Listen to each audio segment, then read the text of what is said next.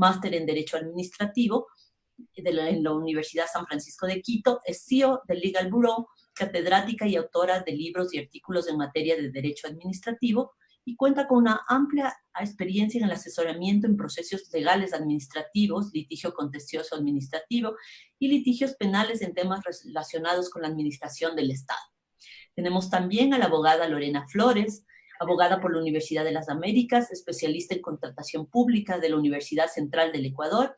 Es experta en el manejo del portal de compras públicas, certificada por el CERCOP como gestora de la contratación pública. Ha sido directora nacional de contratación pública en el Ministerio de Salud, directora distrital de salud, especialista y asesora en varias entidades públicas y privadas del país. Tenemos también con nosotros a Dolores Ventimilla, abogada y especialista en Derecho Penal por la Universidad Andina Simón Bolívar, maestrante en Derecho Penal Económico por la Universidad de La Rioja, Internacional de La Rioja. Es la directora del Departamento de Compliance del Legal Bureau. Cuenta con una amplia experiencia en litigio penal y derecho societario.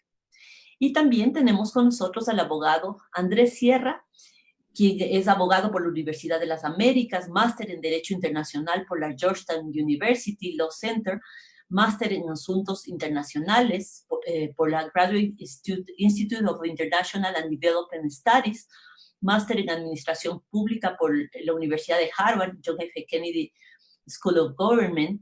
Cuenta con 12 años de experiencia en diplomacia y administración pública. Representó al Ecuador ante la Comisión de Asuntos Jurídicos y Políticos de la Organización de Estados Americanos y estuvo a cargo de los temas relacionados con la cooperación jurídica y mecanismos anticorrupción de la OEA.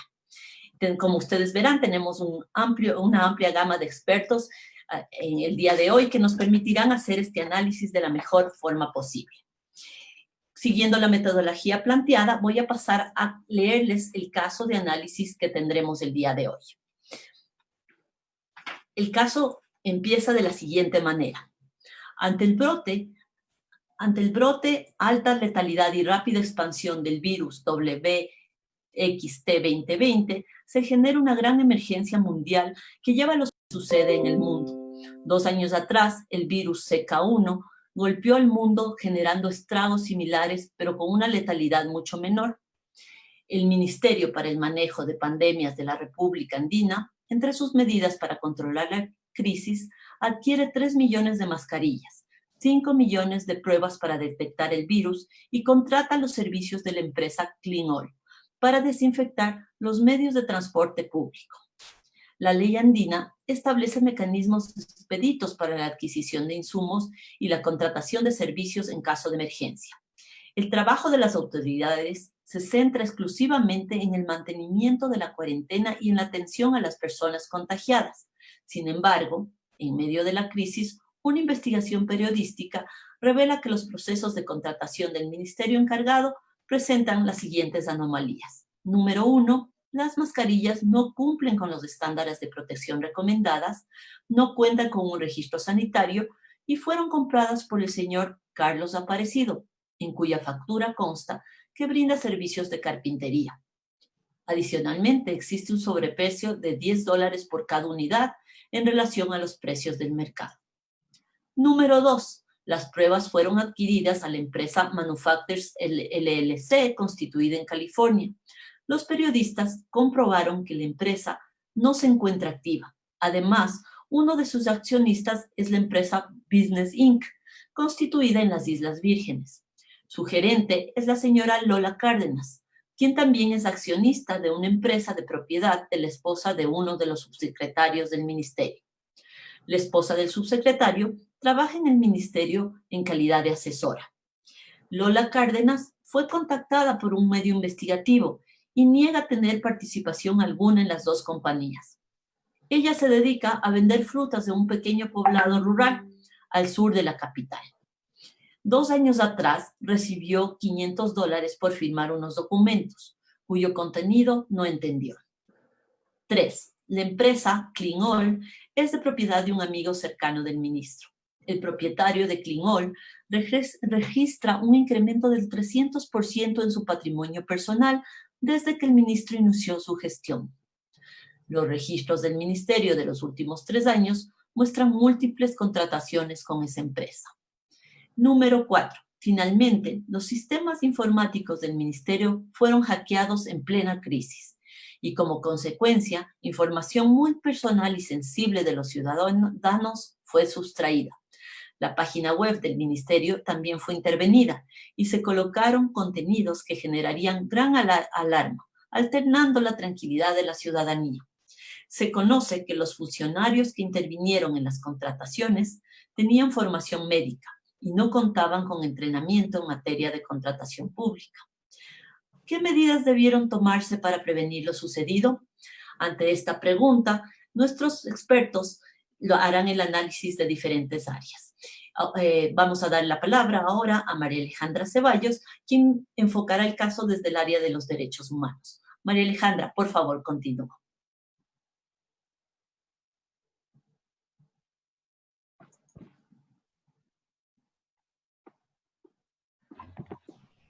Muy buenos días con todos. Nosotros vamos a abarcar en este momento el caso que Alicia ha expuesto desde la transparencia y la observación ciudadana. Para esto es importante primero tener conocimiento de qué es la corrupción. Por esto vamos a empezar con una breve definición sobre la corrupción y sus actos. Las ciencias sociales definen a la corrupción como un concepto paraguas, simplemente para ilustrar la gran complejidad de ideas y conceptos que le incluyen. Pero la idea más antigua que se tiene viene desde la antigua Grecia, cuando se refiere a la decadencia en términos filosófico-platónicos, en donde el poder corrompe al hombre y es el hombre el que usa el poder en beneficio personal y egoísta versus un beneficio social y común.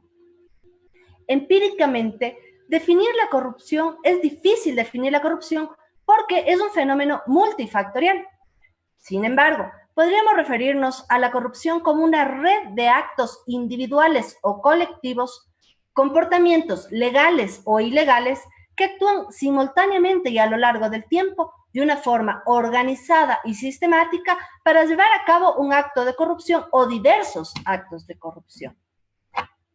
En derecho, por ejemplo, la corrupción se comprende de conductas ilegales, categorizadas como tráfico de influencias, cohecho, peculado, desvío de recursos, enriquecimiento ilícito, soborno, entre otras. Estas son todas formas que tienen los servidores públicos de extraer los recursos del Estado y gastarlos en su propio beneficio, o bien usar el poder para fortalecer a sus amigos o familiares. Pero los actos de corrupción se componen de acciones legales e ilegales. Y por ello, las ciencias sociales han creado categorías para definir la magnitud de la corrupción. Es así que tenemos diferentes tipos de conceptos. Por ejemplo, los conceptos de gran corrupción, corrupción estructural, corrupción sistémica o endémica, pequeña corrupción, rentismo o clientelismo, que además buscan definir a la corrupción como un fenómeno social. Algunos ejemplos de estas categorías son el robo de recursos públicos de manera organizada dentro de las instituciones de gobierno o la distribución de programas sociales a cambio de votos o apoyo electoral. Hay diferentes tipos de corrupción, hay diferentes prácticas de corrupción. Tenemos como, por ejemplo, el soborno, el desvío de recursos, el uso ilegal de la información falsa o confidencial, el tráfico de influencias, enriquecimiento ilícito, el abuso de funciones, la obstrucción de la justicia, la colusión y la conspiración para cometer actos de corrupción, y uno de los más comunes, el nepotismo. En el caso que nos ha explicado Alicia, nosotros vemos cómo claramente se da una conspiración para cometer actos de corrupción, al ver que los funcionarios de la empresa se alían con sus familiares y conocidos para constituir compañías a las cuales asignarles los contratos, siendo ellos quienes se encuentran involucrados. De esta manera vemos no solo vemos la conspiración para cometer actos de corrupción, sino también vemos el desvío de los recursos a las cuentas de los funcionarios públicos y sus familiares o allegados. Vemos también que están utilizando de manera ilegal la información confidencial que tienen en la empresa para constituir el tipo de compañías que ellos saben que van a contratar con su empresa. Vemos que en la empresa también hay tráfico de influencias al ver que tenemos a varias personas de la misma familia trabajando en la misma empresa. Esto constituye no solo un tráfico de influencias por utilizar el poder para contratar a mis familiares, sino que ya el hecho de contratar a mis familiares en la misma empresa también ya constituye un delito de nepotismo. Entonces, nosotros podemos ver como una conclusión que la corrupción, la definición de corrupción más generalizada, la más operativa y utilizada, es la del Banco Mundial y de Transparencia Internacional, que habla sobre la corrupción como la utilización del poder para un beneficio personal. Actualmente nos permite entender básicamente de qué estamos hablando cuando hablamos de corrupción. Sin embargo, los esfuerzos por definir y comprender la corrupción deben ir mucho más allá de una idea filosófica o de un concepto teórico, como lo hemos visto. Necesitamos, además, construir modelos cualitativos, cuantitativos y estadísticos que nos permitan entender la corrupción desde sus orígenes, desde sus causas, desde la forma en que podamos modelarla, prevenirla y predecirla. Este es el gran reto que tenemos en los estudios de la corrupción. Ahora, es importante que nosotros como ciudadanos conozcamos este tipo de definiciones. ¿Por qué? Porque nosotros tenemos aquí en Ecuador, en nuestra Constitución a partir del 2008, tenemos mecanismos de control social que se encuentran regulados por la Ley de Participación Ciudadana y regentados por el Consejo de Participación Ciudadana y Control Social, que es el quinto poder del Estado. ¿Por qué es tan importante esto? Porque una vez que nosotros sepamos cuáles son las prácticas de corrupción, nosotros como ciudadanos tenemos también el derecho y la obligación de vigilar las actividades del sector público y de las empresas privadas que trabajan con recursos del sector público. Es por eso que les voy a explicar sobre 3 mecanismos que tenemos actualmente que se pueden conformar para, a través de la ciudadanía, fiscalizar qué es lo que hace el sector público, los funcionarios públicos con nuestros recursos. Y además a las empresas, todas las empresas privadas que hacen uso de estos recursos públicos. Hay 3 mecanismos que son esenciales para vigilar y fiscalizar y evitar actos de corrupción, que son la veeduría ciudadana, los observatorios ciudadanos y las redes de transparencia. Una veeduría ciudadana es un mecanismo de control social, mediante el cual los ciudadanos y ciudadanas vigilan, fiscalizan y controlan la administración y gestión de lo público, y también el sector privado que maneje los recursos o desarrolle actividades de interés público. Su objetivo central es la prevención de los actos de corrupción. Tenemos también los observatorios ciudadanos. El Observatorio Ciudadano es un mecanismo de control social que se constituye por ciudadanos y organizaciones ciudadanas que estén interesadas en elaborar en conjunto con la academia y expertos diagnósticos, el seguimiento técnico e independiente para impulsar, evaluar, monitorear y vigilar el cumplimiento de una política pública. Está constituido por ciudadanos y organizaciones ciudadanas que estén interesados en vigilar y acompañar el cumplimiento de una política a través de la realización de estos diagnósticos, monitoreos y seguimientos. Los mismos que deberán contar con capacidades técnicas y académicas basadas en los principios de independencia, transparencia, responsabilidad y corresponsabilidad, así como la objetividad y oportunidad. La observación es un proceso ciudadano de vigilancia del cumplimiento de una política pública por parte del sector público y de las entidades privadas que brindan servicios públicos. Las redes de transparencia sirven para incidir en la localidad a través de la activación de espacios y mecanismos de participación ciudadana y control social, además de empoderar a la ciudadanía sobre sus derechos, como el de participación y acceso a la información, y la corresponsabilidad con la transparencia en la gestión y lucha contra la corrupción a través de las acciones de difusión y sensibilización. Es la agrupación de las organizaciones, colectivos y personas que bajo sus propias dinámicas y con su protagonismo activo pretenden hacer frente a la corrupción y promover la transparencia.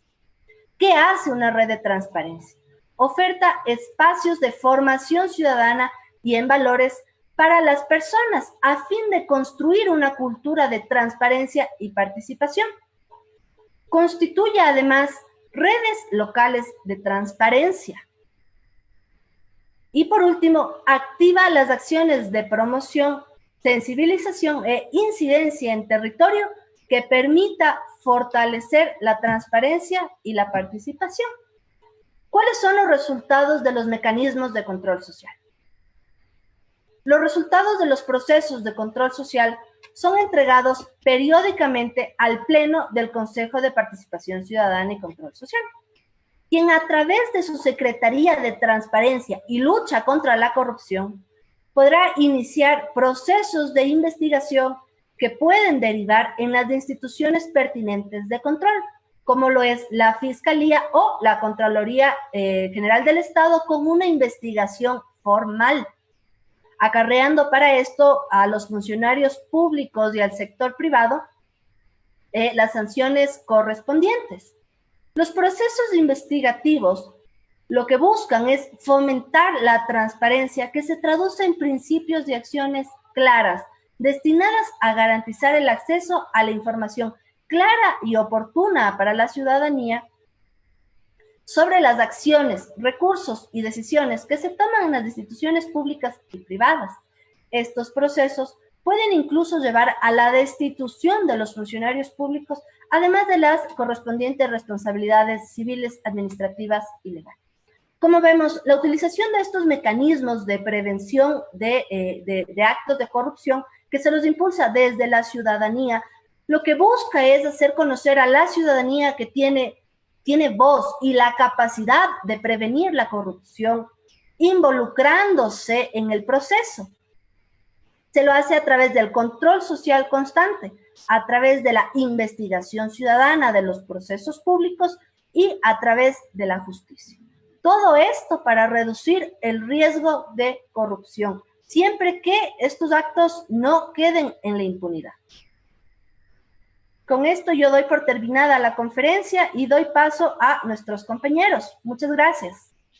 Muchas gracias, María Alejandra. Muy interesante la visión desde la ciudadanía y su responsabilidad y los distintos mecanismos de control social que existen para esta área.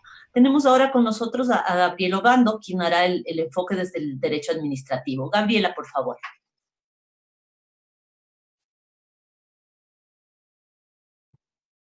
Hola, muchísimas gracias con todos. Quiero disculparme un poco por la voz, estoy un poquito afónica. Sin embargo, quiero centrarme en el caso, en la metodología que hemos aplicado para poder explicarles sobre cómo podemos aplicar esta prevención de riesgos en las instituciones públicas, haciendo un análisis especialmente de cómo se ha desarrollado el estado de excepción en esta pandemia, en el sentido jurídico netamente, por cuanto, como ustedes saben, este estado tuvo que hacerse por esta pandemia mundial y que en el caso que hemos planteado no necesariamente fue precisamente refiriéndose a coronavirus, sino a un nuevo virus. ¿Y qué nos planteaba este caso? Es que este virus ya ocurre o debió ocurrir cuando el país o el mundo ya tiene experiencia en estos casos. Es decir, que nosotros tendríamos que responder de una forma eficiente, de una forma rápida, por haber tenido precisamente ya una experiencia en este tipo de casos. Es así que una de las recomendaciones para las instituciones públicas de cómo prevenir riesgos con este tipo de contrataciones irregulares casos posibles de corrupción es encajar toda su contratación pública y su quehacer dentro de una emergencia sanitaria, específicamente un estado de excepción, como manda la ley, como nuestra Constitución lo determina y, por supuesto, teniendo la debida diligencia con estos recursos. Es así que, por supuesto, la Constitución es el marco que nos permite el actuar y, claro, recordemos cómo está conformada la Administración Pública Central en el sentido de tener claro que hay competencias exclusivísimas de la Administración Central que no las puede trasladar o no, o mejor dicho, aunque las traslade a las instituciones, a los GATS, no va a dejar de tener esa responsabilidad ante la ciudadanía, ante los ciudadanos propiamente y sobre todo hacia estas instituciones públicas y a las personas con las que incluso se llegue a establecer alguna responsabilidad. Es así que lo que quería también explicarles para ayudar a la resolución del caso planteado es sobre que no debemos confundir las competencias que las instituciones públicas tengan con otras instituciones o figuras del derecho para que puedan permanecer en el tiempo y de una forma jurídica adecuada. Porque si no, tendríamos casos de nulidades, de ilegalidades, de arbitrariedades, de abuso de poder, de abuso de derecho, y en el peor de los casos, como lo vamos a ver a lo largo de la resolución, que era precisamente la actividad de este evento, como incluso a través de muchas gestiones o a través de las actuaciones administrativas, podemos llegar a tener una confusión y una actuación que puede acarrear responsabilidades administrativas. Como ustedes saben, la Contraloría General del Estado observa cada una de las actuaciones dentro de los exámenes especiales. Incluso también se pueden hacer exámenes de patrimonio para revisar si es que hay alguna repercusión, como saben, en casos de corrupción por parte de esos familiares. Estamos teniendo es tener claras las actuaciones administrativas que se están emitiendo, para que el alcance y la forma en la cual se emita no tenga ninguna observación, peor aún una destitución o alguna sanción administrativa por el bien de la administración. Y como recordemos, la administración pública está creada para satisfacer y para cuidar el bien común, las necesidades de todos. Entonces, en ese sentido, lo que nosotros tenemos que hacer es acoplarnos a esas actividades y poder tener un mejor mecanismo de actividad dentro de la administración pública. En las anteriores diapositivas ustedes vieron cuantos organigramas, básicamente de lo que podría hacer el gobierno central como competencias exclusivísimas, incluso en estados de excepción, porque jamás puede desentenderse, por ejemplo, de la política pública de la salud. Y en ese sentido, pues por supuesto, tiene que planear y coordinar todas las actividades necesarias, como también parte de la contratación pública, que si bien es cierto, los GATS tienen la competencia de hacerlo, pero se tiene que observar con muchísimo más rigor, precisamente en esos estados de excepción, que lo más importante es cuidar los recursos y sobre todo, el bien más importante que se está cuidando hoy por hoy en esta pandemia, la salud y la vida de todos los ciudadanos. También, básicamente, contarles que hay competencias que sí las puede hacer únicamente los GATS, en el sentido que cuando ya han sido trasladadas estas competencias y que pueden colaborar, por supuesto, con el gobierno para satisfacer esas competencias que ya se le han sido otorgadas como una competencia también exclusivas y que, por supuesto, una vez que cada uno ya tiene su control y que no puede evadir responsabilidad, y eso es lo más importante, tiene que asumir las consecuencias que están emitiendo y ideal, como ya lo hemos mencionado en muchísimas ocasiones, lo correcto es prevenir. El derecho en esta instancia tiene que dedicarse a la prevención de cualquier cometimiento ajeno a la ley, ajeno a la ética, incluso por eso también estamos proponiendo que en las instituciones públicas se tienen que manejar códigos de conducta sumamente estrictos para que no tengamos estos casos de corrupción. Sería fantástico que en algún momento incluso podamos tener ya con una ley real anticorrupción como la que se tiene en Argentina desde hace 3 años. Finalmente vamos a revisar el ciclo de prevención que nos gustaría recomendarlo precisamente dentro del marco de la dinámica que les hemos planteado hoy para analizar básicamente esta prevención de riesgos y estos casos de corrupción que nos atosigan, que nos apenan y que nos comprometen a erradicarlos. Es así que la revisión de las actuaciones administrativas tiene que estar basada por la juridicidad, por la legalidad, para que podamos contar con actos que sí sean legítimos, reconocidos y que no atenten con el deber ser de la administración pública.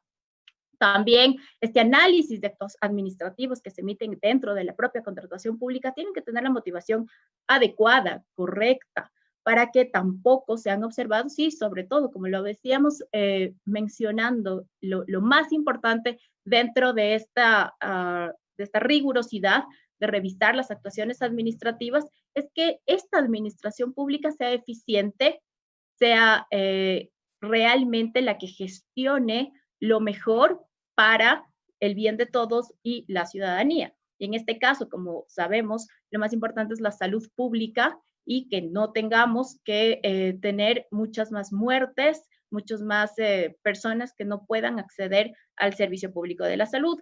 Y por supuesto, ahí tenemos que hacer un correcto análisis dentro de las observaciones que se hacen a las actuaciones administrativas, a actos incluso de simple administración que pueden acarrear responsabilidades. Son posiblemente términos muy técnicos exclusivos para abogados, pero este tipo de, esta conferencia, esta charla, fue enfocada principalmente para los servidores públicos, para que puedan tener claro sobre todo de qué se trata el compliance, de qué se trata el cumplimiento. Evidentemente, en una hora de capacitación o en 5 minutos de resolución del caso, pues simplemente lo único que podremos dejarles de mensaje es que es necesario que empiecen a manejarlo a través de matrices de riesgo, de revisión, con personas independientes, externas, que puedan revisar también, y no esto como una necesidad de la institución pública, sino como una necesidad de país, de sociedad, para resolver este mal que nos aqueja a todos, la corrupción, y que se pueda, de las 150 investigaciones que hoy por hoy está haciendo Fiscalía, en el futuro, en una siguiente oportunidad, no muy lejana, podamos decir que no tenemos ya investigaciones de corrupción con indicios como los que tenemos hoy en día, sino que ha sido una administración pública eficiente, honrada, honesta, transparente y que sí cumpla con los bienes para los que fue constituida. Entonces, por supuesto, el estudio de los recursos planteados, porque como ustedes saben, dentro de la propia administración se puede pedir en base al Código Orgánico Administrativo alguna revisión administrativa y todo ese procedimiento tiene que estar de acuerdo y coherente a la ley. También estamos viendo que todas las autorizaciones, las firmas, a pesar, como ustedes saben, que la máxima autoridad haya delegado alguna competencia alguna atribución, alguna facultad que le compete, lo que tiene que hacer es responsabilizarse independientemente de la firma de quien lo haga, de lo que se está haciendo administrativamente, porque también tiene una responsabilidad, por supuesto, innegable y no se puede desprender de ella ante la administración, ante la Contraloría General del Estado y sobre todo también ante todas las personas a quienes pertenecemos en la administración, es decir, los administrados. También verificar absolutamente que tenga cada actuación administrativa todos los requisitos de ley y finalmente que siempre esté notificado bien todas las acciones administrativas para evitar cualquier vulneración de debido proceso. Siento haberme extendido el tiempo que teníamos para la resolución del caso planteado, espero haber sido clara y por supuesto estamos pendientes en caso de que tengan cualquier pregunta y con esto concluyo el tiempo que gentilmente se me otorga. Muchas gracias, Gaby. Muy interesante la prevención de los riesgos desde el ciclo de enfoque desde la contratación pública para ir profundizando en el tema. Por favor, Lorena. Buenos días con todos. Vamos a analizar el caso desde la perspectiva de contratación por arbitrariedad, al no exigir el cumplimiento de elementos tan importantes para una compra de un dispositivo médico. Y aquí cabe la falta de investigación y de un técnico adecuado a la compra. Es importante señalar que la Ley Orgánica de Salud, en su artículo 137, inciso segundo, define que se debe contar con un registro sanitario todos los dispositivos médicos, además de la resolución del ARSA del 17 de marzo del 2020. Al mencionar que existe un sobreprecio, vamos a relacionarlo con el estudio de mercado. Es importantísimo, como lo hemos señalado varias veces, que para poder comparar precios se debe hacer un análisis desde la descripción de los bienes, la existencia de bienes sustitutos, la variación de precios locales, la inflación acumulada y adicional la experiencia del proveedor en la venta de estos productos tan delicados para la protección humana. Sí, es verdad que es una compra por emergencia, pero no por ello yo no voy a analizar quién es el proveedor que me está proveyendo de ciertos bienes, ¿sí? Tengo que analizar correctamente quién me los está proveyendo. Perdón, un minuto. Parece que hay un problema de audio. Ya. Listo. En este caso estábamos hablando de que el proveedor tenía en su actividad económica servicios de carpintería. No tiene ninguna relación con el tema de insumos médicos. Ahí viene la fase que tenemos que ver, que conozca a su proveedor, que en realidad en procedimientos de régimen común se ve el tema de la experiencia, pero que no debemos descartar en contrataciones en situación de emergencia. ¿Por qué? Porque si no nos vemos con la cruda realidad que cualquier persona quiere vendernos cualquier tipo de bienes. Y en este caso, si estamos hablando de bienes estratégicos, de dispositivos médicos, tenemos que verificar la procedencia de estos bienes. Y lo decimos porque hay múltiples casos en los que suceden, no solo el caso hipotético, que por comprar, por hacer la compra directamente, no verificamos estas particularidades y podemos caer en ciertas conductas delictivas y en posterior, inclusive el linchamiento mediático, como ustedes están viendo. Si bien es cierto, tenemos que analizar el hecho de que no solo es el tema de corrupción, sino el tema de negligencia. ¿Y por qué de negligencia? Porque los estudiosos de estas materias, las personas que hacen, tienen que estar completamente capacitadas, ¿sí? Propiciar una transparencia en la contratación pública lo realizamos también, como ya se mencionaba, involucrando a la sociedad civil, ¿sí? Siendo transparentes con los informes de las compras que vamos a realizar. Es inaudito que pasando tanto tiempo no se logre evidenciar los informes en esta plataforma que tiene el CERCOP y que todavía tengamos este ocultamiento de la información. Por otro lado, sí es verdad que estamos atravesando por un tiempo donde incluso los proveedores se niegan a prestarnos atención a las solicitudes para hacer un estudio de mercado, pero tenemos herramientas, como es el caso en el mismo sistema, que ustedes pueden realizar a través del CPC, ¿sí? Que van a realizar la compra. Ahí podemos sacar un listado de proveedores y correos electrónicos, además de la publicación que se debió hacer por el tema de ser dispositivos médicos. Como mencionaba, existe una ola de desabastecimiento por falta de confianza en la seguridad jurídica en torno a los proveedores, que en realidad ya no es tan atractivo venderle al sector público. Además de que existe una falta de consideración, se puede decir, porque se ha visto en este tiempo que no existe concurrencia, que no existe un llamado general para que se participe, y ahí viene el tema de la falta de publicidad y de aplicar el artículo 4 de la ley orgánica para que exista concurrencia de proveedores. Por otro lado, en el caso 2, si bien es cierto, se puede realizar contrataciones en situación de emergencia con empresas extranjeras sin necesidad de que se domicilien en el país, no debemos jamás dejar de verificar la procedencia, la constitución de la empresa. Indagar, por otro lado, si existen vinculaciones de servidores públicos, ya que en la Ley Orgánica del Servicio Público, en su artículo 24, existe una prohibición de tener bienes o capitales de cualquier naturaleza en paraísos fiscales. Además, que la codificación de resoluciones del CERCOP señala que se debe informar al CERCOP cuando las empresas tengan capital o vengan de paraísos fiscales en el término de 5 días contados. No hay discriminación en el hecho de que por ser emergencia no vamos a evidenciar este tipo de cuestiones. inclusive el tema de patrimonio. ¿Cómo es posible que hagamos una compra tan grande a una empresa que ni siquiera tenga la capacidad económica para respondernos? He ahí que la buena administración trae consigo la necesidad de prevenir la corrupción en la contratación, por lo que debe existir medidas autocorrectoras de autolimpieza o de self-cleaning, realizadas sin conflicto de intereses y relación directa.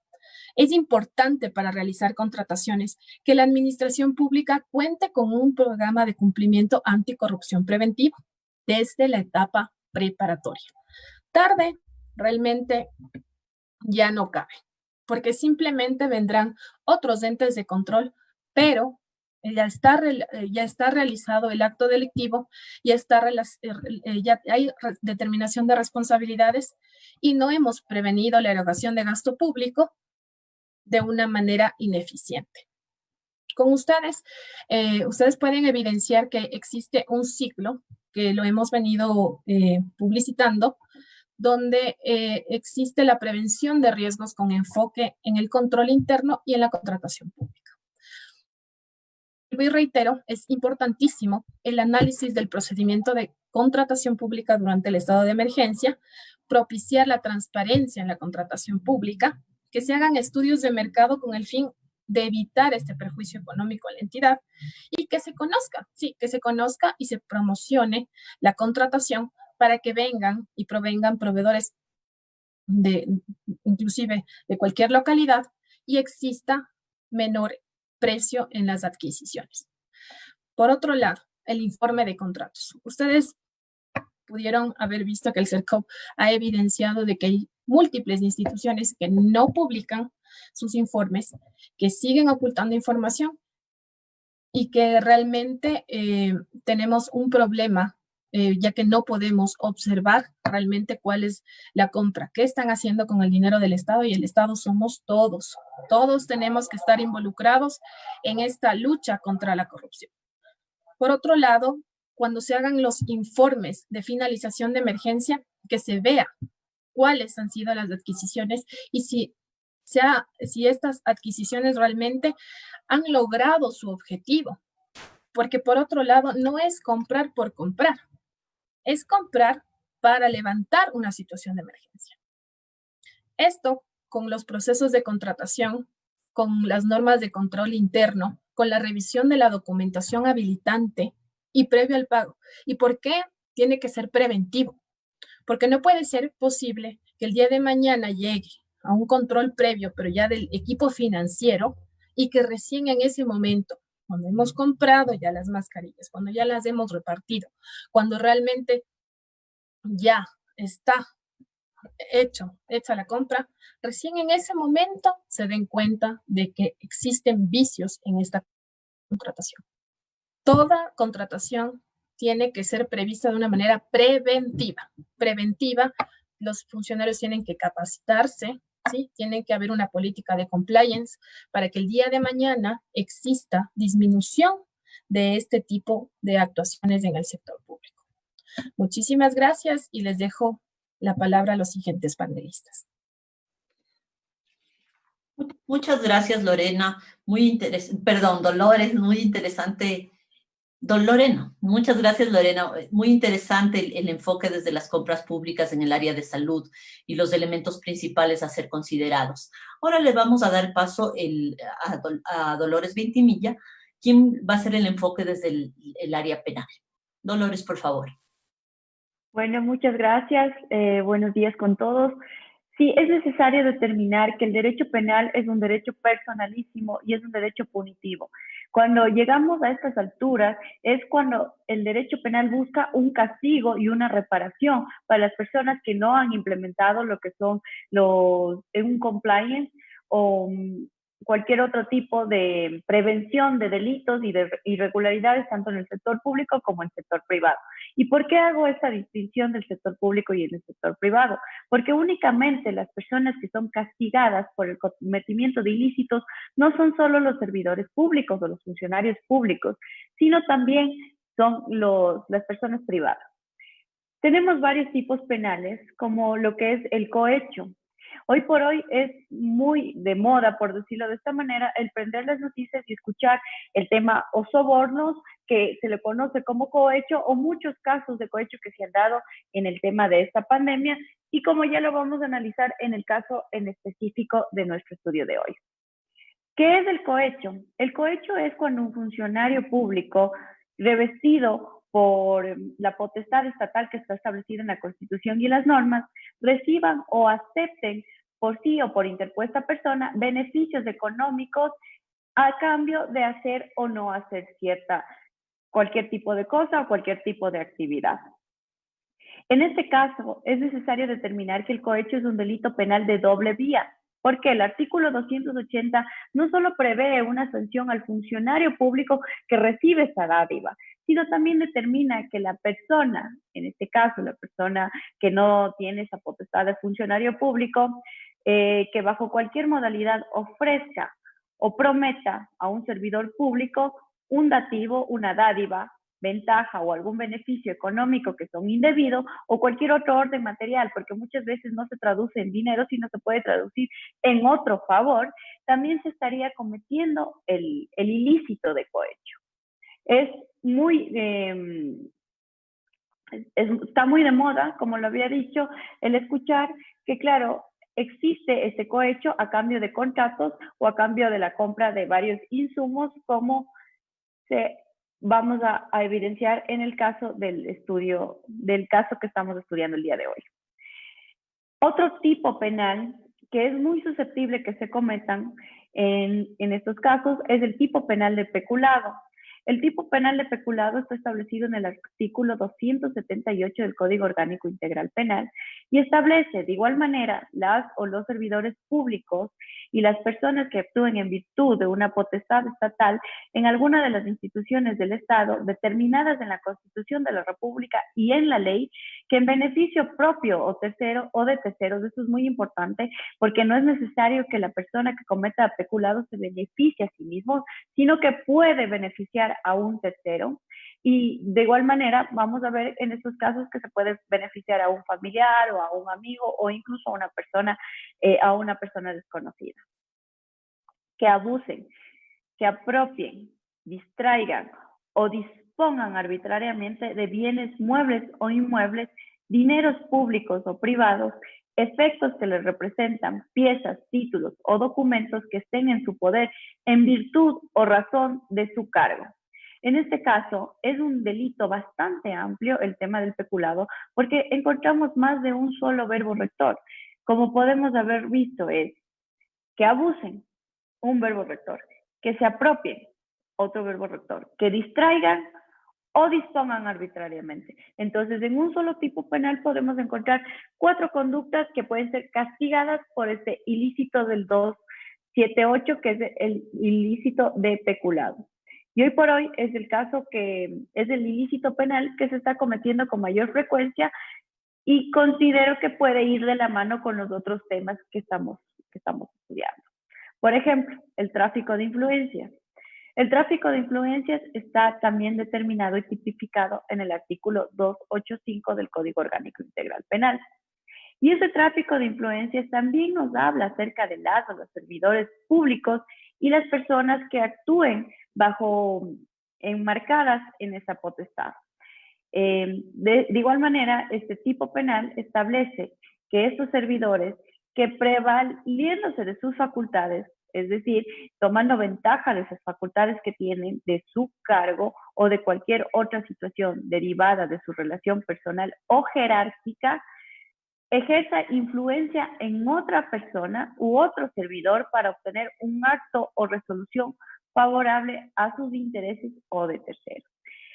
Ya había comentado Alex en su anterior presentación que esto es algo muy común que sucede en las instituciones públicas y que en cierta manera como sociedad muchas veces lo normalizamos. Y ahí es donde se encuadra también el nepotismo, porque bueno, puedes darle un trabajo a mi sobrino, puedes darle un trabajo a mi hermano, pero de este tema también vienen temas de mucha más trascendencia, de mucho más connotación penal, como puede ser el tema de obtención de contratos, el tema de obtención de ciertas irregularidades o de ciertos beneficios que se encuentran tipificados como ilegales, ¿no? De igual manera, este artículo establece como máximo de la pena para las personas que están descritas en el capítulo anterior, es decir, en los servidores públicos, que aprovechándose de la representación popular o del cargo que ejercen, se favorezcan o hayan favorecido a otras personas naturales o jurídicas, para que en contra de expresas disposiciones legales o reglamentarias, les concedan contratos o permitan la realización de negocios con el Estado o con cualquier otro tipo de organismos del sector público. Esto es básicamente una pantalla de lo que estamos viviendo hoy por hoy en el país y lo que acabamos de mencionar.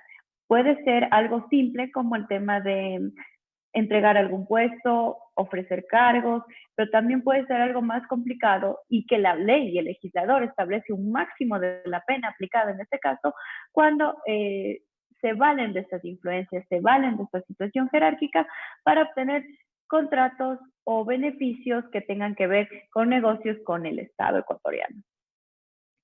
Como consecuencia de estos delitos, es inevitable caer en otros tipos penales, como por ejemplo el tema del lavado de activos, porque todos estos ilícitos son considerados delitos penales económicos, es decir, los llamados delitos de cuello blanco, porque hablamos de un rédito, que puede ser un rédito muy grande.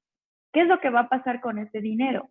Como es un dinero ilícito, siempre hay la posibilidad de que se encuadre en lo determinado en el artículo 317, que es el tema del lavado de activos, que es cuando una persona, básicamente, un dinero que es obtenido de manera ilegal, de manera ilícita, lo quiere cambiar y lo quiere hacer lícito. Por eso incluso en la expresión lavado, porque se considera que, bueno, un dinero sucio se lava y quedaría limpio. Tenemos varias numerales dentro de este tipo penal que sí es necesario que conozcamos para determinar qué conductas se encuadran en el tipo de lavado de activos. En el numeral 1 tenemos la persona que tenga, adquiera, transfiera, posea, administre, utilice, mantenga, resguarde, entregue, transporte, convierta o se beneficie de alguna manera de activos de origen ilícito. 2. Oculte, disimule o impida la determinación real de naturaleza, origen, procedencia o vinculación de activos de origen ilícito. 3. Preste su nombre o el de la sociedad o empresa para que sea socio accionista para la comisión de los delitos tipificados en este artículo. 4. Organice, gestione, asesore, participe o financie la comisión de los delitos tipificados en el artículo que estamos estudiando. 5. Realice por sí mismo o por medio de un tercero operaciones, transacciones financieras o económicas con el objetivo de dar apariencia de licitud a actividades de lavado de activos. 6. Ingreso o egreso de dinero de procedencia ilícita por los pasos y puentes del país. Estos delitos son considerados como autónomos de otros cometidos dentro o fuera del país, sin perjuicio de los casos que se tenga lugar la acumulación de acciones de penas. Por ejemplo, hablando de un concurso real o concurso ideal de infracción. Este no exima a la Fiscalía de la obligación de que se investigue el origen ilícito de los dineros. Pongamos un ejemplo. En el caso de narcotráfico, que es lo más común que se realiza,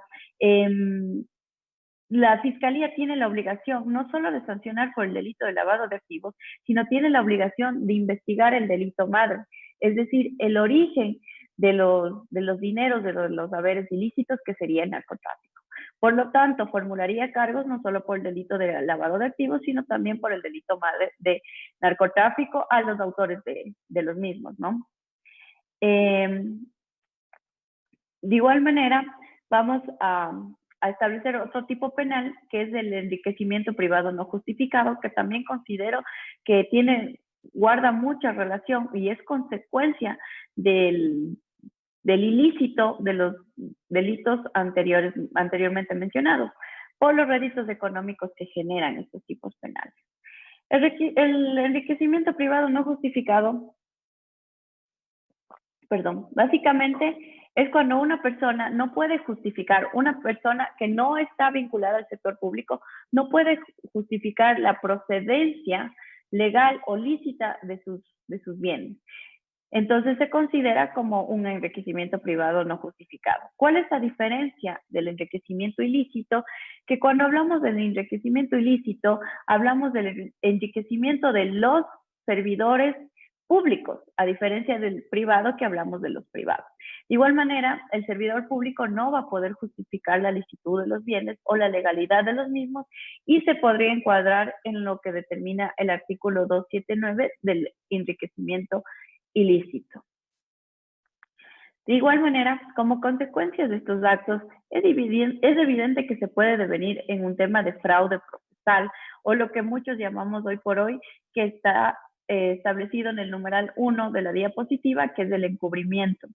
El artículo 272 no solo habla del tema de fraude procesal en razón a inducir al engaño al juez, sino que también dice que con igual pena será sancionada quien en conocimiento de la conducta delictiva de una o varias personas les suministren alojamiento o escondite o les proporcionen los medios para que se aprovechen de los efectos del delito cometido o les favorezcan ocultando los instrumentos o pruebas materiales de la infracción o inutilizando las señales o huellas del delito para evitar su represión, y los que estando obligados por razón a su profesión, empleo, arte u oficio o prácticas, el examen de señales o huellas del delito o el esclarecimiento del acto punible, oculten o alteren la verdad a fin de favorecerlo.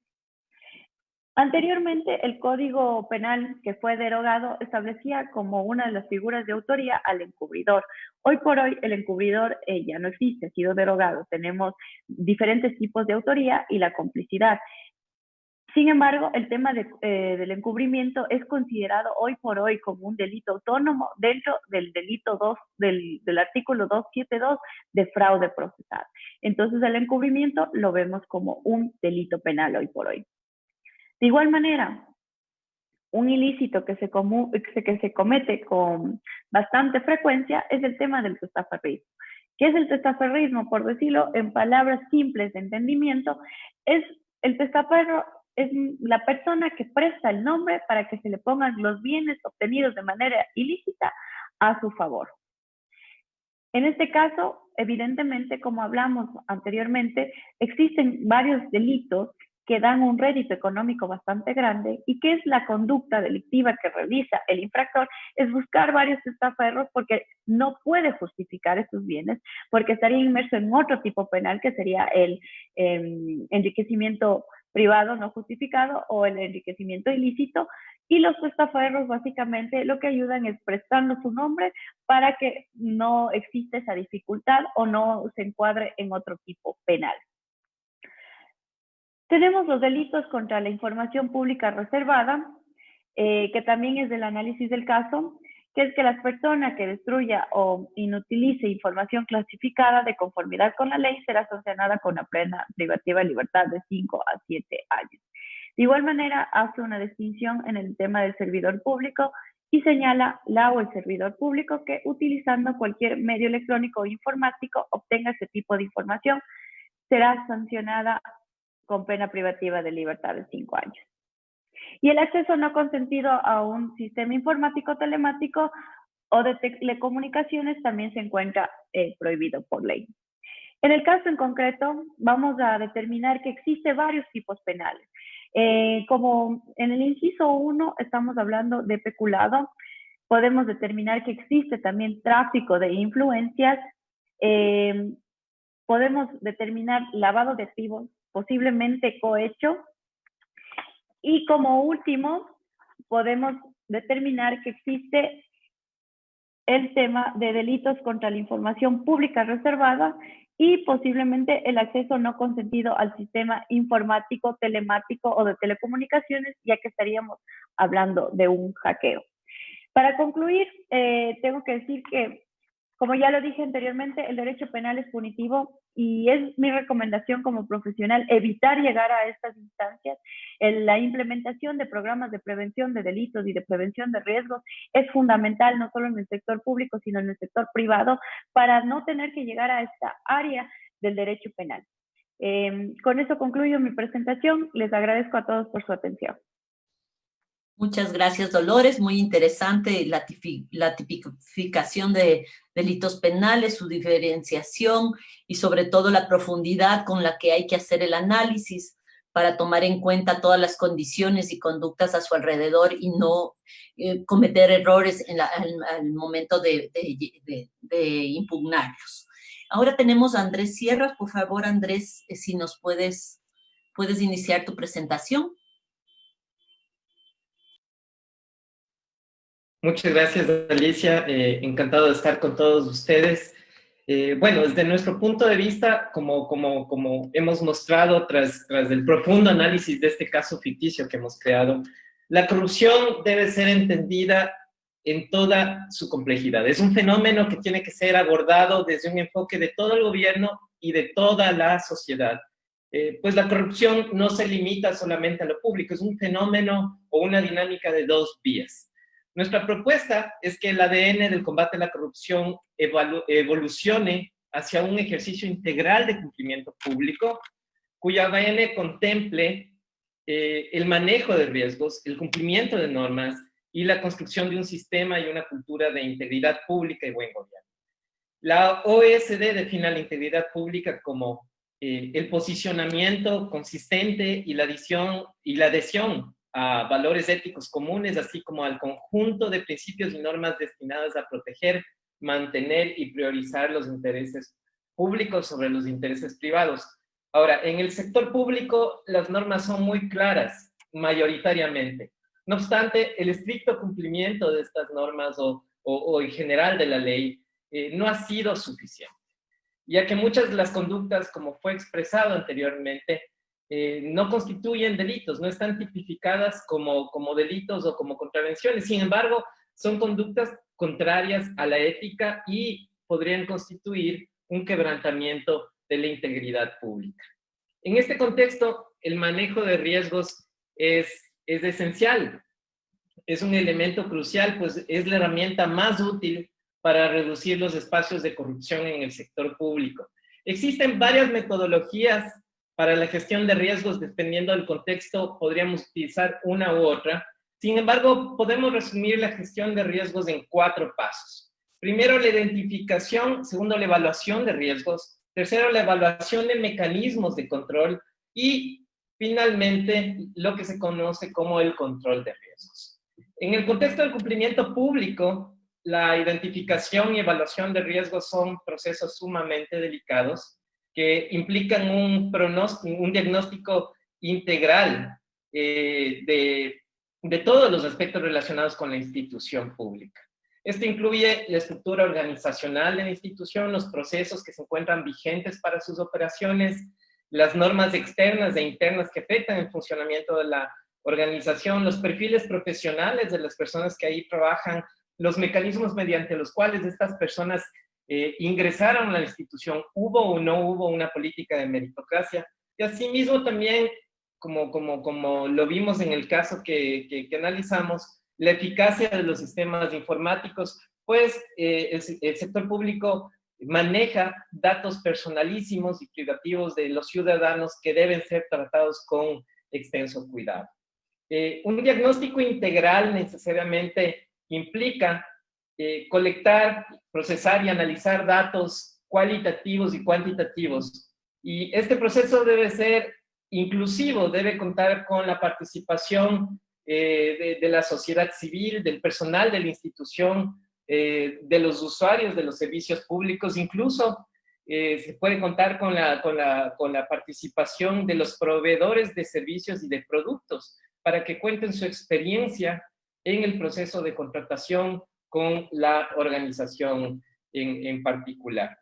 Los procesos de identificación y evaluación exitosos nos permiten determinar los espacios. El caso habla de que existió una emergencia sanitaria previa Por lo tanto, ya no existe ninguna justificación para haber tratado este tipo de emergencias como algo que se pueda prever en el manejo de los riesgos.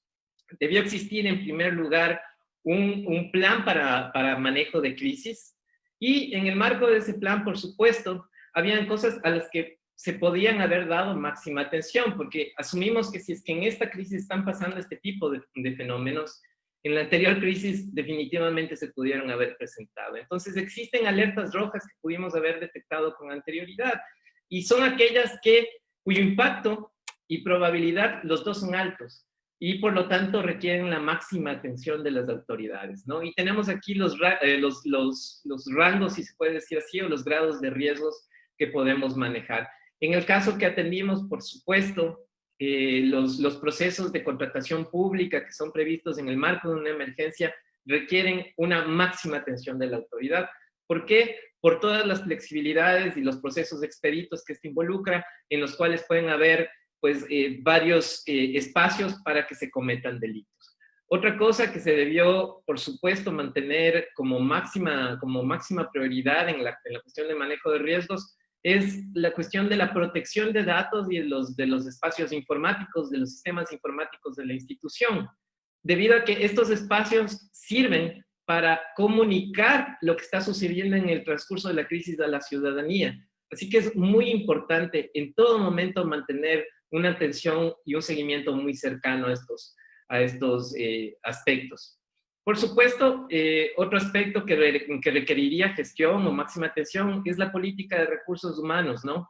Y tal vez en el marco de la crisis no está en la máxima atención, pero sí es algo que requiere un monitoreo. Si es que existen políticas por ejemplo, para evitar el nepotismo, o políticas de meritocracia, o si los recursos humanos, las personas que están a cargo de las contrataciones cuentan con las capacidades, con el entrenamiento adecuado y con los conocimientos adecuados para llevar a cabo estas contrataciones con apego a la ley. Toda organización tiene puede manejar ciertos riesgos, pero por supuesto en el sector público no es lo mismo un riesgo medianamente tolerable, como que el sistema se vaya en medio de la atención al público, como que alguien hackee las cuentas de la organización y haga daño o ponga noticias que alteren a la población, etc. Por lo tanto, estas son cosas que tenemos que tomar en cuenta. Debo señalar que el manejo de riesgos es una actividad dinámica. El monitoreo debe ser continuo y debe complementarse con mecanismos eficaces de escrutinio y de rendición de cuentas que permitan la participación ciudadana, pero también las denuncias de los funcionarios públicos. El manejo de riesgos y el debido manejo, la debida gestión y prevención de estos riesgos genera, primero, no solamente la sensación en el funcionario público de que está siendo observado, sino que también es un refuerzo positivo para que los funcionarios públicos o los usuarios que detectan actos de corrupción se sientan seguros de denunciarlos, sabiendo que existe un monitoreo continuo por parte de las autoridades. Finalmente, quisiera terminar ratificando que la corrupción es una de las cuestiones más corrosivas de nuestro tiempo. Malgasta los recursos públicos, aumenta la desigualdad económica y social, perpetúa la pobreza y disminuye la confianza en las instituciones. Lo que hemos visto en este tiempo de emergencia en el Ecuador es tan solo la punta del iceberg. Son tan solo manifestaciones de un sistema reactivo caduco que no fue concebido para prevenir de manera efectiva la corrupción. Y en este marco tenemos que ser realistas. Lastimosamente, siempre habrán personas que quieran abusar de su posición o tomar ventajas del sistema. Frente a esto, el Estado y los ciudadanos tenemos la obligación de contribuir a reducir al máximo los espacios en los cuales los corruptos pueden triunfar. Y de esto se trata el cumplimiento público en conclusión. Les agradecemos mucho. Muchas gracias, Andrés. Muy interesante tu enfoque de integridad pública y buen gobierno. Además, todas las consecuencias que esto previene dentro de la corrupción y la importancia de los datos claros, de involucrar a todos los ciudadanos y sobre todo de la evaluación de riesgos. Como ven, hemos tratado temas muy importantes, como es importante el involucramiento de ciudadanos, servidores públicos, el sector privado y todos dentro de la lucha contra la corrupción, la importancia de la prevención de riesgos. También hemos hablado sobre la contratación pública en emergencia y salud y los tipos penales también y su diferenciación. Todos estos temas interesantes, gracias a nuestros expertos por estas claras definiciones sobre el tema. Tenemos algunas preguntas que todavía nos queda tiempo para contestar, así que voy a leer las preguntas en general y después les voy a dar la palabra para que vayan contestando.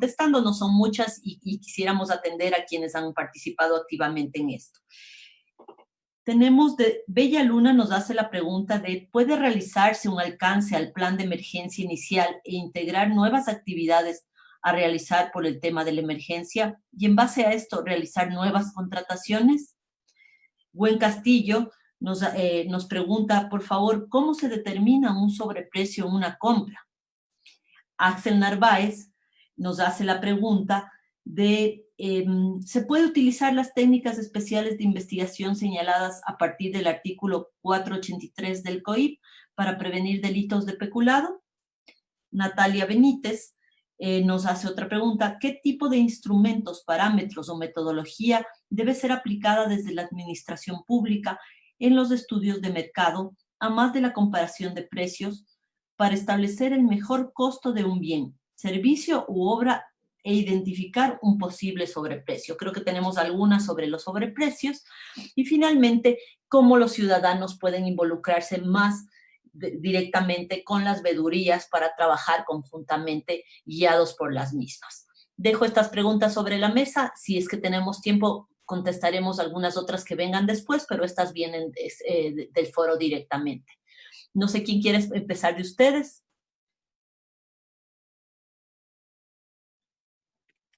¿Lorena? Sí. Muy bien. Adelante, por favor. Ya, en relación al tema del sobreprecio, ¿cómo se determina un sobreprecio? Cuando tú realizas cualquier tipo de contratación, tú debes de hacer un estudio de mercado. El estudio de mercado debe contener varias particularidades que ya las había señalado anteriormente, como es el tema de la variación de los precios locales, las contrataciones anteriores y obviamente el tema de la inflación. Si tú haciendo un cálculo ves que esta contratación tiene un 50%, un 40%, que existe ya un exceso, y al verificar dentro del tema del mercado, tú ves que esta contratación, digamos, una mascarilla que cuesta actualmente, porque estamos hablando de que como existió una limitación para traer mascarillas, para hacer la importación, y hubo un tema de oferta y demanda, ¿no? Tú tienes que analizar que si es que hay varios proveedores que te pueden ofertar a $2, digamos, una mascarilla y la están comprando en $12, $7, $8, y que son las mismas especificaciones técnicas que tú estás haciendo tu análisis de mercado, pues sí, ahí puedes ver que hay un sobreprecio. No es lo mismo sobreprecio que una variación de precios locales, porque como lo vengo mencionando, la variación de precios locales se ve en función de las limitaciones, en función del precio de las importaciones, en función, por ejemplo, de que hubo una limitación de movilidad y los proveedores tuvieron que hacer importaciones por medio de vía aérea. Entonces, los precios se incrementan, pero no pueden incrementarse a un 100, 50%, 40%, tú ya puedes verificar. Entonces, para eso es el análisis de precios, el estudio de mercado que debes hacer, incluso en emergencia, para no caer en este desastre que realmente se ha hecho de las contrataciones de emergencia, que se encuentran valores exorbitantes que llaman mucho la atención y que ahora ya están configurados como un delito de las personas que han hecho ciertas contrataciones sin verificar que en el mercado actual existían precios más bajos y con las mismas especificaciones técnicas. De esa manera tú te puedes dar cuenta que es un sobreprecio y que es una variación de precios locales. Excelente, Lorena, muchísimas gracias. Doy paso a alguno de los otros panelistas para la contestación de las preguntas.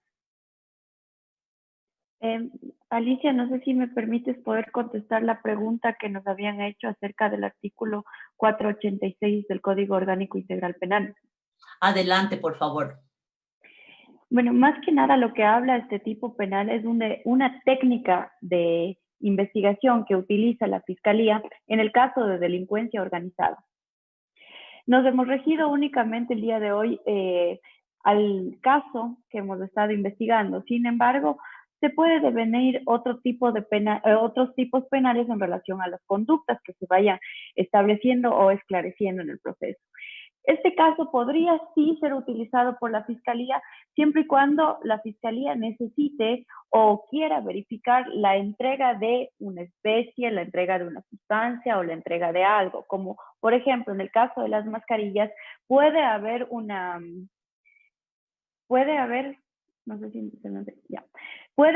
un procedimiento de entrega vigilada para determinar que efectivamente las mascarillas que están siendo entregadas y que están siendo vendidas en sobreprecio no cumplen con los estándares establecidos en la norma.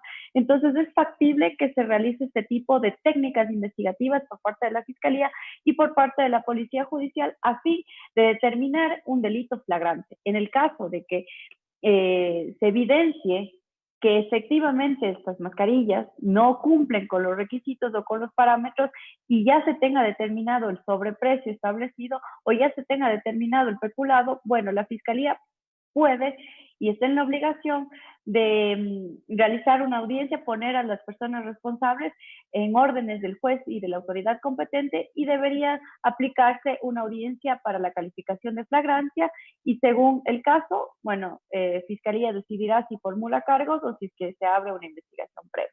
Pero es completamente válido el uso de esta técnica. Gracias por esa clara respuesta. Tenemos dos preguntas más, entonces les animo a los expositores a seguir con la siguiente. Si me permites a mí, voy a contestar la pregunta referente a las veedurías y observatorios ciudadanos. Es importante destacar que una veeduría hace una fiscalización a un acto en concreto, a una entidad en concreta, mientras que un observatorio ciudadano lo que hace es una evaluación, una fiscalización a una política. En el caso en particular que nosotros estamos tratando, sí quiero destacar que con la creación de la Ley de Contratación Pública, se crea el Sistema Nacional de Contratación Pública, siendo este considerado una política pública. Es por eso que a través del Observatorio Ciudadano del Sistema Nacional de Contratación Pública, lo que se pretende realizar es justamente la evaluación a esta política pública. ¿Cómo se realiza eso? Las entidades a observar, en este caso que son el CERCOP y el SECOP, están obligadas por ley a entregar la información que se requiera a través del observatorio. Es decir, nosotros como observatorio fiscalizamos todas las actividades que realiza el CERCOP y el SECOP en las contrataciones. Se procede a hacer este requerimiento de información. Luego se analiza la información y se llega a una conclusión. Y así, de a poco que se va realizando la investigación de diferentes procesos, esto permite que se realice las estadísticas necesarias. Se realiza tal cual se evalúa una política pública, se hace la evaluación, se hace el monitoreo, se hace el seguimiento de esta política. Entonces, una vez que con la academia, que con profesionales, se han analizado diferentes casos, se han levantado estadísticas, lo que se hace, una de las finalidades del observatorio es justamente sugerir cambios o rectificaciones, por ejemplo, a la Ley Nacional de Contratación, a la Ley Orgánica de Contratación Pública. Entonces, eso es lo que hace un observatorio justamente. Hace el levantamiento de información, hace las estadísticas, hace los estudios técnicos y llega a unas conclusiones. Por ejemplo, nosotros nos estamos dando cuenta que actualmente, como se encuentra el sistema compuesto, el Sistema Nacional de Contratación Pública, vemos muchas fallas, vemos muchas falencias, sobre todo en los organismos que no están sujetos a control o que poca gente los controla. La gente tiene que conocer que a través de la Ley de Acceso a la Información Pública nosotros podemos solicitar la información, y los observatorios y veedurías que se encuentran amparados en el marco legal de la Ley de Participación Ciudadana pueden ellos hacer un requerimiento de información y las instituciones tienen la obligación de entregarla. Al igual que a través de la Ley de Acceso a la Información Pública, también si es que un ciudadano requiere información por su cuenta, las instituciones están obligadas a entregar. ¿Cuál es la idea de los observatorios de veedurías? Como las entidades son comunicadas de que ellas están siendo sujetas de fiscalización, la idea es la prevención, que las autoridades sepan que están siendo fiscalizadas y que enmarquen su actuar dentro de la norma, porque saben que donde se encuentra una irregularidad, esta irregularidad va a ser encontrada y denunciada a las autoridades pertinentes. Entonces, ¿qué es lo que podemos hacer los ciudadanos? Involucrarnos con este proceso. Si nosotros vemos que, por ejemplo, en el municipio, cualquiera que nosotros podamos encontrar, hay actos de corrupción, lo que podemos hacer es realizar estos procesos, ya sea a través de un observatorio, ya sea a través de una veeduría, pero la idea es que los ciudadanos también nos involucremos en el proceso solicitando la información, realizando las investigaciones y realizando las denuncias pertinentes. Entonces, eso es lo que se hace a través de las veedurías y observatorios. Muchas gracias, María Alejandra, muy claro, y además qué interesante ver que el observatorio no solo observa, sino propone y está dirigido al cambio, ¿no? Y eso, para que nos sigan contestando nuestros expertos, pongo una pregunta más en el que nos acaba de llegar y lo pongo sobre la mesa, que es justo y que es relacionada con lo que están viendo, que es qué hacer en el caso de que el CERCOP haga caso omiso a las denuncias de corrupción de varias entidades en temas de contratación. También la pongo sobre la mesa y le doy la palabra a Andrés, que va a contestar alguna de las preguntas que ya estuvimos analizando en la mesa también. Andrés, por favor. Sí, bueno, tal vez lo que podemos también tratar es el hecho de que la observación ciudadana, por supuesto, es vital, y hemos visto cómo en los últimos días la mayoría de casos de corrupción, si no casi prácticamente todos, los casos que se han detectado, ha sido justamente por detección o por denuncia de la ciudadanía, o también por la prensa, que juega un papel pues, vital en una sociedad democrática en cuanto a la denuncia de la corrupción. Pero sin embargo, la ciudadanía o la observación ciudadana en este marco, en el marco del cumplimiento público, tiene un papel que es un papel complementario a las acciones que las organizaciones también tienen que tener o que tomar para que se pueda prevenir la corrupción. ¿Por qué? Porque la ciudadanía puede tener un límite en cuanto a la información a la que tiene acceso. Pero si es que existe la voluntad política para adoptar políticas de gobierno abierto, de buen gobierno, de transparencia, y sobre todo para prevenir los riesgos de corrupción, es distinto. La ciudadanía va a poder hacer su trabajo de observar los procesos y va a poder prevenir los riesgos de corrupción. Ahora, justamente, de alguna manera, el contexto o el marco de integridad tiene que contener también mecanismos de denuncia. Estos mecanismos de denuncia muchas veces no existen en las organizaciones y es muy necesario para que se puedan detectar los casos de corrupción. Pero obviamente estas son estructuras que tienen que ser establecidas en las organizaciones con la voluntad política de la máxima autoridad. Como lo mencioné cuando intervine hace un momento, el combate a la corrupción es una política que tiene que ser adoptada desde todo el gobierno y desde toda la sociedad.